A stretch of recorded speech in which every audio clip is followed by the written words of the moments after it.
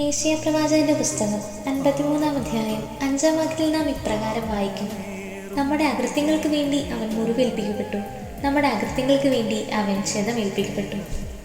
അവൻ്റെ മേലുള്ള ശിക്ഷ നമുക്ക് രക്ഷ നൽകി, അവൻ്റെ ക്ഷതങ്ങളാൽ നാം സൗഖ്യം പ്രാപിച്ചു. പ്രിയമുള്ളവരെ, നോമ്പ് ഒരു വിചിന്തനത്തിൻ്റെ, ഒരു തിരിച്ചറിവിൻ്റെയൊക്കെ ഒരു സമയമാണല്ലോ.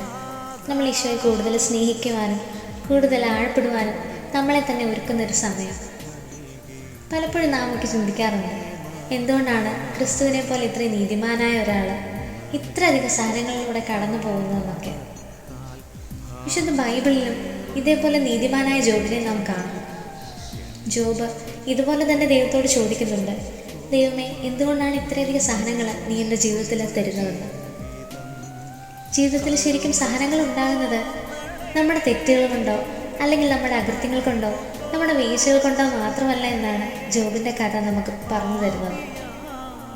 മറിച്ച് ദൈവത്തിൻ്റെ പ്രവർത്തികൾ, തൻ്റെ സ്നേഹം നമുക്ക് വെളിപ്പെടുത്തി തരുന്ന, മറ്റുള്ളവർക്ക് വെളിപ്പെടുത്തി കൊടുക്കുന്ന ശ്രദ്ധേയമായ ഒരു രീതി കൂടിയാണ് സഹനമെന്ന് ജോബിൻ്റെ ജീവിതം നമുക്ക് കാണിച്ചു തരുന്നുണ്ട്. നോമ്പിൻ്റെ ഈ ദിവസങ്ങളിൽ ക്രിസ്തു നടന്നു നീങ്ങിയ സഹനങ്ങളുടെ, നൊമ്പരങ്ങളുടെ വഴിത്താരകളെക്കുറിച്ച് നാം ധ്യാനിക്കുമ്പോൾ ക്രിസ്തുവിൻ്റെ രക്ഷാകര നൊമ്പരങ്ങളോട് ചേർത്ത് വെച്ചാണ് നമ്മുടെ സഹനങ്ങളും നമ്മുടെ വേദനകളും എണ്ണപ്പെടുന്നതെന്ന തിരിച്ചറിവാണ് നമുക്കുണ്ടാവേണ്ടത്. നമ്മുടെ ജീവിതത്തിലും നമ്മൾ വിചാരിക്കാത്ത ചില സമയത്ത് ചില സഹനങ്ങളൊക്കെ വന്നു ചേരുമ്പോൾ, നൊമ്പരങ്ങളും വേദനകളും ഒക്കെ എത്തിച്ചേരുമ്പോൾ അവയൊക്കെ നന്മയിലേക്കുള്ളൊരു വഴിത്തിരിവാണെന്ന തിരിച്ചറിവ് നമുക്കുണ്ടാവണം.